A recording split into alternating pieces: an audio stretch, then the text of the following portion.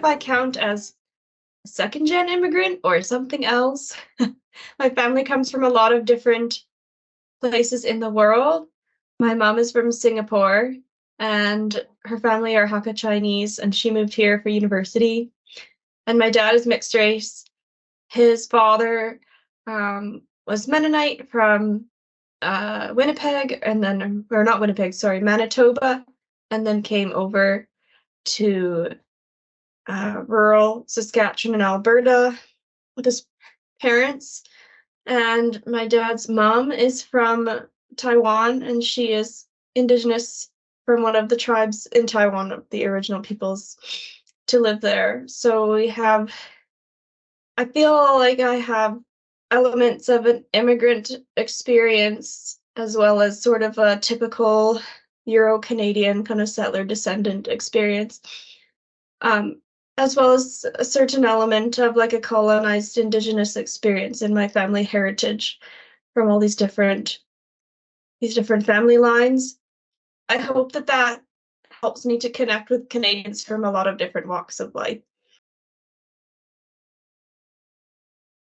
So before my grandparents, my family, my dad's ancestors would have all been farmers or living off the land. But my dad's dad, the Mennonite one, he went to Taiwan to be a doctor. He was primarily in obstetrics there. And my grandma, who's from Taiwan, is a retired nurse, and they work together on a lot of different projects in healthcare in Taiwan.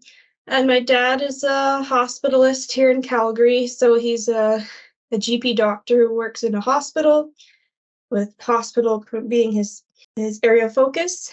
And my aunt is an occupational therapist in mental health and addictions.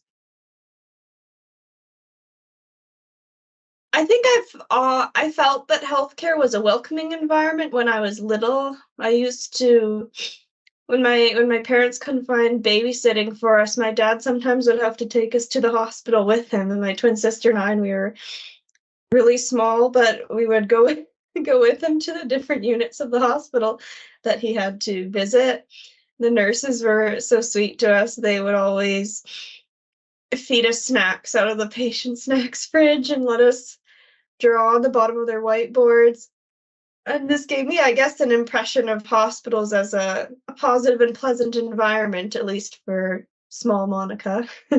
And then I did consider science and medicine and things like that in university, but didn't end up finding the hard sciences like chemistry, biology, just wasn't for me.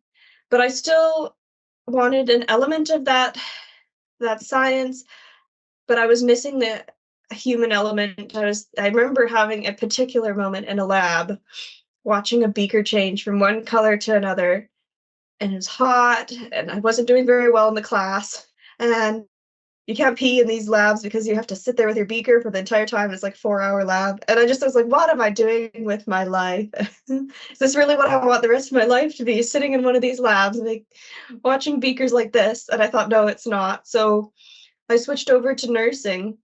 And I really enjoyed, yeah, bringing the scientific and human element together in nursing.